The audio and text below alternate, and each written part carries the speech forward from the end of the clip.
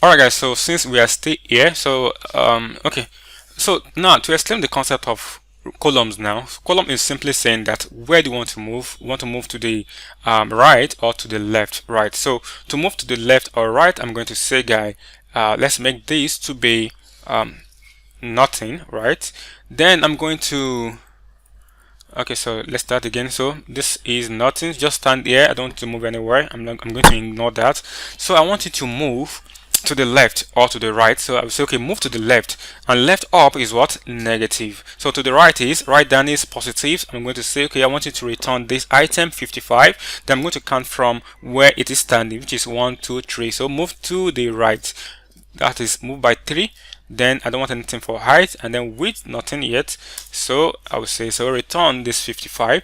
And equally, if I want to move to the left, left up is negative. I'm going to say move by negative, and then it's going to return 25. And this is a 25. Starting from here, it is 1 2 3.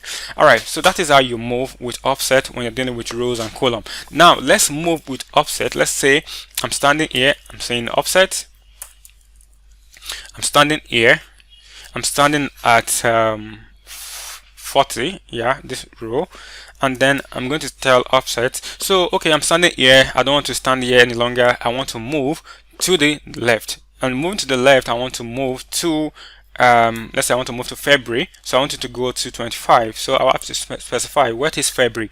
February is 1 2 3, that is 3 columns away from where I am standing. So that is left up is negative, I'm moving to the left, which is going to be negative 3, right, by rows. Now no, so that is by column actually. Okay, so that is for the column, but this is for the row. So for the row, I'm saying that, okay, so I want to go 2 step up or 2 step down. So I'll say, okay, so I want to go 2 step up. So 2 step up will be 1 2. That's going to be left up is negative, right? So that's going to be -2. And again, I'm going to tell this guy, so since you are standing here, right, I'm not starting at this 90. Where do you want me to move? To the right or to the left? Okay, I want you to move to the left because I want to return 75 instead, which is going to be -3, right? -3, then nothing for height and nothing for width, so that is done, and this will return 75. And equally, you can go to the right down, so which is going to be positive, but we are going to right up is going to be positive plus negative, right? So always remember this, where your y-axis, if you are moving up, this is a bit different from the normal y-axis. Normally on the y-axis this should be positive, while this is negative. But on this I don't know why this is done this way, but on the x-axis this is done quite right, where you move left, you move right, which is positive, and you move backward, which is negative.